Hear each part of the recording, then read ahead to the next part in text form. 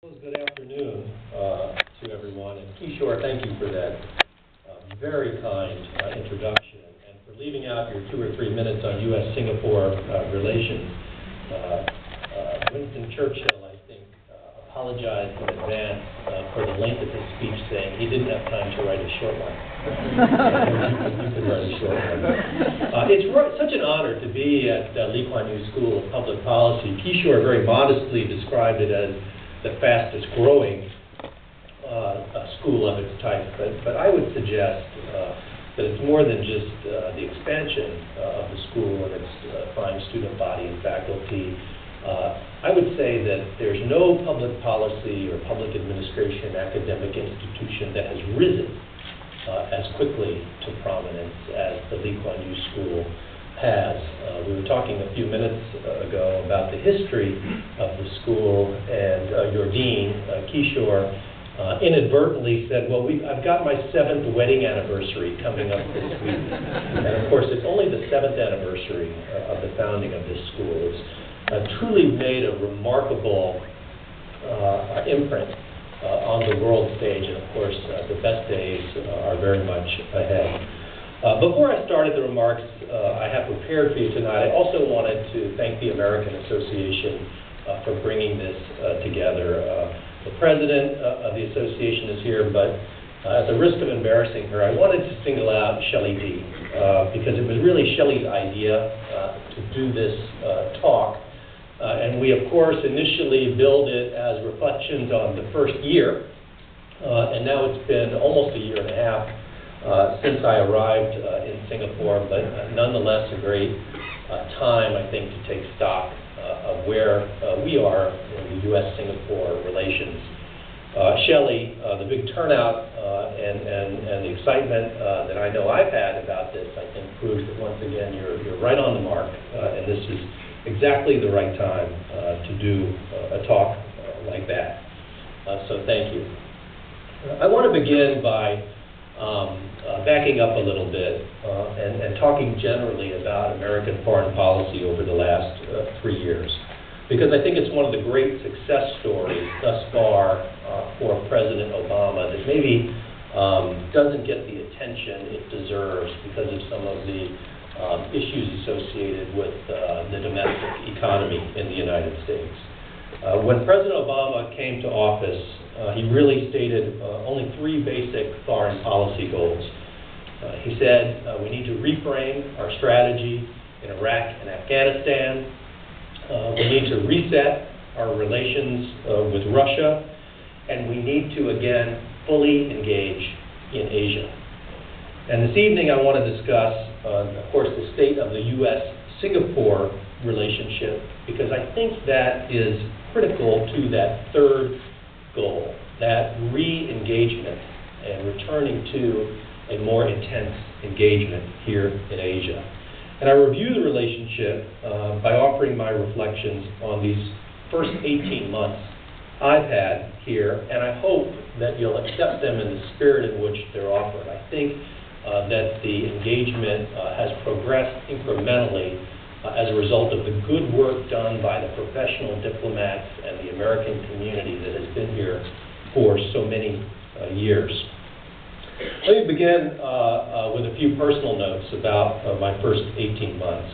My wife Caroline is here with me today. We have 3 school-aged children and 2 mutts that made their way across the world with us. And I must say, the experience could not have been better. We have been welcomed beautifully by people from all walks of life in Singapore, and candidly, the warm welcome began even before we arrived here. I'm truly grateful for the way in which Singapore has embraced our family. And I might add, I couldn't be more impressed with the people of Singapore.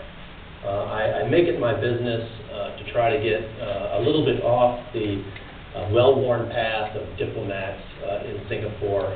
Yesterday, I got my hair cut where I usually do at the Clemente HDB. You can learn a lot in a barber shop. And I will tell you that Singaporeans are so impressive, and they're so impressive for many reasons, but I find it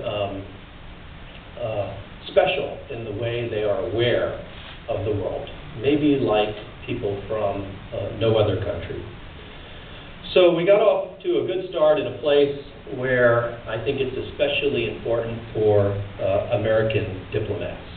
The United States, again, recognizes the importance of Asia. We are, after all, a Pacific power and are committed to sustaining our engagement in this region. Our geography, our history, our economy, and our culture are all closely linked with Asia, and they have been, I would add, for decades. But now more than ever, what happens in East Asia directly affects the key American interests back home. There's no better example of our commitment to Asia than the strong U.S.-Singapore relationship.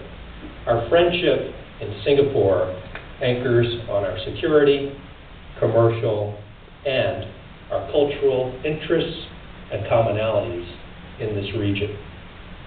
And let me emphasize the word friendship, because friendship requires trust. And that's my theme for this evening. The United States of America and Singapore are great, trusting friends. And our trust is derived, I think, from our common values. And, importantly, our mutual respect. The U.S.-Singapore friendship, at some risk, I'll say, today, is at an all-time high. And I suppose if there's any one thing I'd like you to take away from tonight, it's just that. The U.S.-Singapore friendship has never been better, it's never been stronger, it's broad, it's deep, and as a result, it's enduring. So tonight I want to talk about the three basic pillars. See, I'm learning, Kishore, just three. The three basic pillars of the U.S.-Singapore trusting friendship. Our security cooperation, our commercial ties, and then what I'll broadly call our people-to-people relationships and programs. Well, while U.S.-Singapore relations are multifaceted, really the foundation upon which this multifaceted relationship rests is our excellent military-to-military cooperation, our security partnerships. And that U.S.-Singapore military relationship dates back really to World War II, when I think the thoughts of Singapore's self-reliance on security matters really began to take shape.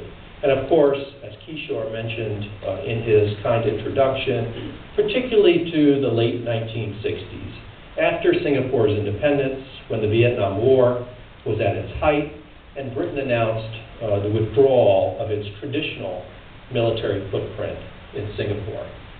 And Lee Kuan Yew, who has lent his name to this school, I think has consistently emphasized the value of the American military presence in the region. He's been, I think, particularly supportive of the U.S. military-to-military cooperation with Singapore in the times when communism was a threat, during the height of the Cold War. But when communism came to an end, when the Berlin Wall came down, there were many around the world who debated the value of the U.S. military presence in Southeast Asia, but not Lee Kuan Yew. The words of the then senior minister of Singapore, I think, were powerful. He said the American presence is essential for the continuation of international law and order in East Asia. And that confidence in the importance of the U.S.-Singapore military-to-military relationship was reaffirmed when President George H.W. Bush became the first U.S. president to visit Singapore in 1992. President Bush's visit was really a gesture of gratitude for Singapore's opening its arms to U.S. warships and airplanes at a time when the Philippines, Malaysia, Indonesia had all spoken against the idea of U.S. military facilities in Southeast Asia. The strategic relationship continued and continues today as Singapore gave the United States permission to lend aircraft en route to Kuwait and Iraq, traveling from the United States and Asia during the Gulf War. And in my 18 months or so I've been here, we continue to seek ways